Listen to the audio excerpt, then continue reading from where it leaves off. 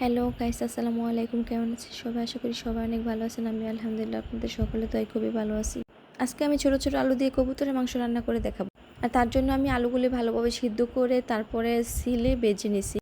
এবার পেঁয়াজ কুচিগুলি ভালোভাবে ভেজে নেব। তেলের পরিমাণটা কম ছিল বলে আরেকটু তেল দিয়ে দিছি। এবার দিয়ে দেবো পরিমাণ মতো আদা রসুন বাটা। এবার দিয়ে দেবো এলাচ, দারচিনি, তেজপাতা। এক এক করে সব মশলা দিয়ে দিব লবণ, দিয়ে দেবো মরিচ গুঁড়ো, হলুদ গুঁড়ো, জিরার গুঁড়ো। এক এক করে সব মশলা দিয়ে দেব। এবার সামান্য পরিমাণ পানি দিয়ে মশলাগুলি ভালোভাবে কষিয়ে নিব। এবার এর মধ্যে দিয়ে দেবো গোটা কয়েকটা রসুন।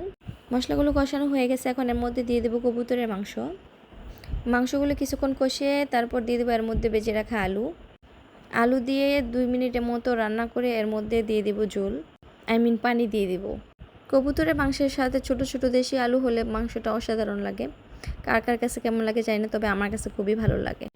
রান্নাটা পুরোপুরি শেষ, এই যে পরিবেশন করে নিলাম। তো কেমন হয়েছে অবশ্যই কমেন্টের মাধ্যমে জানিয়ে যাবেন। সবাই ভালো থাকবেন, সুস্থ থাকবেন। খুদা হাফেজ। আসসালামু আলাইকুম সবাইকে।